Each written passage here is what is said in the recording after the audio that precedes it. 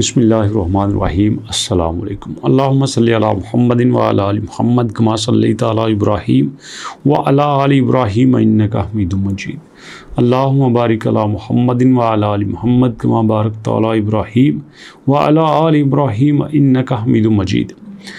Protocol 23 क्या है? Protocol 23 को समझने के लिए आपको पहले पाई स्कैन पे जाना पड़ेगा। यहाँ पे आपको नोड के सेक्शन में आना होगा। ये देखिएगा टेस्ट नेट नोड। अब टेस्ट नेट नोड में टोटल ये कहते हैं कि हमारे पास 1,87,886 एक्टिव पीयर्स मौजूद हैं और इसमें जो टोटल हैं वो यहाँ पे 2,06,25,471 पीयर्स मौजूद हैं। और यहाँ पे उन्होंने शहरों की मुल्कों की डिटेल भी दी गई है। Hong Kong, South Korea, Singapore, United State, Vietnam, China, Japan, Taiwan, Germany, Malaysia. और दोस्तों Hong Kong, Singapore, Santa Clara, Seoul, Hanoi, Tokyo, Ho Chi Minh City, Los Angeles, डांगनांग और चांगफो में इनके इस वक्त नोड्स चल रहे हैं। अब ये नोड्स क्या होता है? ये नोड हैं दोस्तों टेस्टनेट के। मेननेट की बात करें तो मेननेट में इस वक्त इनके नोड्स एक्टिव हो रहे हैं, ज़्यादा हो रहे हैं। यहाँ पे आपको बताता चलूँ कि इन्होंने कहा है कि हमने अपना प्रोटोकॉल 19 से 23 पे ले आए हैं। अब 19 से 23 पे लाने का मकसद क्या है, ये बात आपको पता चलेगी इसकी ऑफिशियल वेबसाइट पे जाके। जब आप इनकी ऑफिशियल वेबसाइट पे जाएंगे और इनके दोस्तों सबसे पुरानी अपडेट्स देखेंगे जो इनके पेज नंबर 18 पे हैं। इस वक्त मैं पेज नंबर 18 पे आ चुका हूँ। कोई भी इनकी पुरानी अपडेट खोल के देख लीजिए, वहाँ पर आपको ये एक क्लियर नज़र आएगा कि इन्होंने यहाँ पर क्या अपडेट दी है। वहाँ पर इन्होंने बताया है कि भैया हमने तकरीबन 10 मिलियन लोग जो है वो ऐड कर लिए हैं। 10-12 मिलियन की माइग्रेशन हो रही है और जनाब 10-12 मिलियन जो है वो हमारे पास क्यू में है। ये 10-12 मिलियन 10-15 मिलियन की बात क्यों की जाती है? क्योंकि इनके पास इतने ही लोग हैं जो कि KYC कर चुके हैं।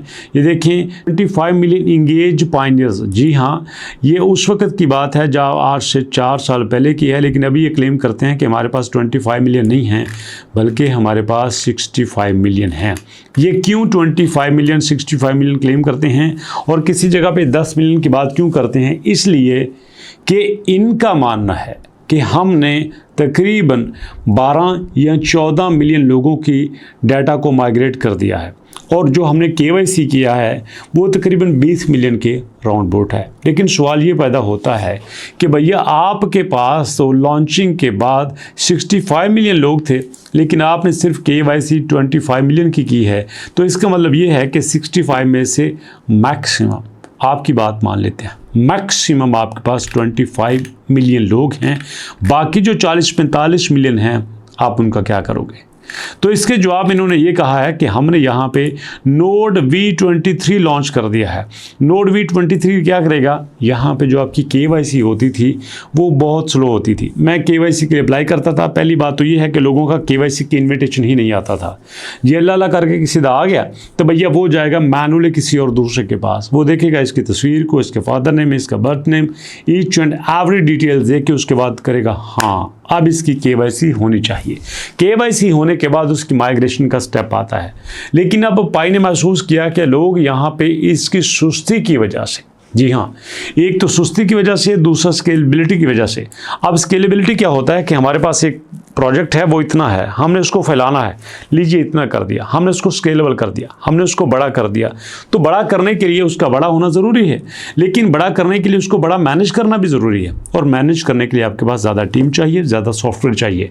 तो उन सॉफ्टवेयर की मद में इन्होंने V23 लॉन्च किया है जो कि यहाँ पर स्ट्रॉन्गर करेगा नेटवर्क को, जो इन्होंने खुद बताया है। ये नेटवर्क को स्ट्रॉन्ग करेगा, हैवी लोड को मैनेज करेगा। मतलब अगर ज़्यादा लोग आ भी जाते हैं तो ये ज़्यादा लोड को मैनेज कर सकता है, डाटा का लॉस नहीं होगा, किसी की ट्रांजैक्शन स्टॉप नहीं होगी, मिलियन ऑफ ट्रांजैक्शन स्पीड से जाती हैं तो इस सेम टाइम पे उसको मैनेज कर सकता है। Cross chain compatibility with would you allow to Pi to interact with more seamlessly with other ecosystem. अब पाई जो है वो दूसरे इकोसिस्टम के साथ चलता है, यहाँ पे पेयर्स बनते हैं, स्वैपिंग होती है तो पाई उनके साथ भी चल सकता है।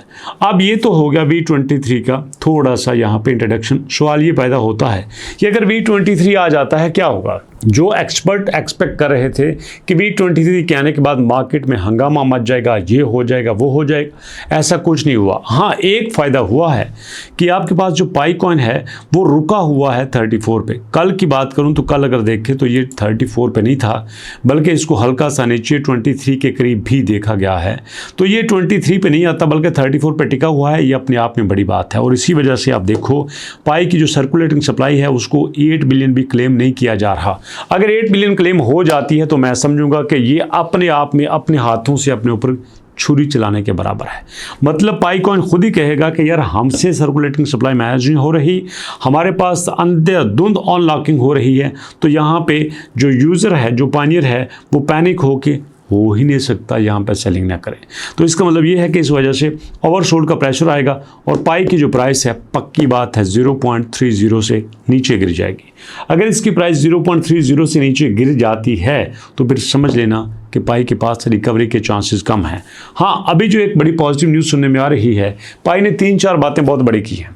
पहली बात V23 की मैंने आपको बता दी है। दूसरी बात, जो स्वीडन में स्टॉक एक्सचेंज पे लिस्ट हुआ है उसने पाई को बड़ा बूस्ट दिया है। उसके बाद नेक्स्ट कर लें, टोकन 2049 में पाई स्पॉन्सर के तौर पे आ रहा है, जिसमें पाई को सपोर्ट मिलेगी और पाई पूरी दुनिया में जाना जाएगा, जिससे इसकी क्रेडिबिलिटी का भी फ़ायदा हो सकता है। और नेक्स्ट दोस्तों आपको बताता चलूँ कि हमारे पास OnRamp.money ने पाई को लिस्ट कर दिया है, और जिसकी वजह से पाई जो है वो तकरीबन 60 से ज़्यादा मुल्कों में लाइव हो चुका है। इसके लाइव होने की वजह से पाई को ख़रीदना और बेचना ज़्यादा आसान हो चुका है। तो ये सारी चीज़ें अगर देखी जाएँ तो पाई इस वक्त काफ़ी स्टेबल पोजीशन में नज़र आता है। अब देखो ना, अगर चीज़ डाउन नहीं जाती तो स्टेबल ही है ना। अगर ये डाउन चला जाता तो आज 0.30 से नीचे होता और अल्टीमेटली हमारे लिए यहाँ पे बड़ा पैनिक क्रिएट होता, और इसकी प्राइस नीचे जाने के साथ साथ आपको इसका जो ट्रेडिंग वॉल्यूम है वो तकरीबन 15-20 बिलियन पे नज़र आता, और मार्केट कैप आपको शायद 2 बिलियन से भी नीचे नज़र आ रहा होता। लेकिन पिछले दिनों इसने दोबारा से 3 बिलियन को क्रॉस किया है। तो भैया अगर 3 बिलियन क्रॉस कर सकता है तो इसका मतलब ये है कि इसमें रिकवरी के चांसेस बहुत ज़्यादा हैं।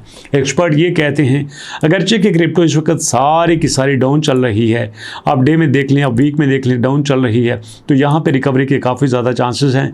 क्योंकि ये भी कहा जाता है कि पाई यहाँ पे पेयर बना चुका है, मिल चुका है आपके बिटकॉइन के साथ। अगर यहाँ पे बिटकॉइन 1,10,000 पे 11,000 पे टिका हुआ है, वापस ये जाता है 1,24,000 पे, तो अल्टीमेटली इसका फ़ायदा आपके पाई कॉइन को भी होगा।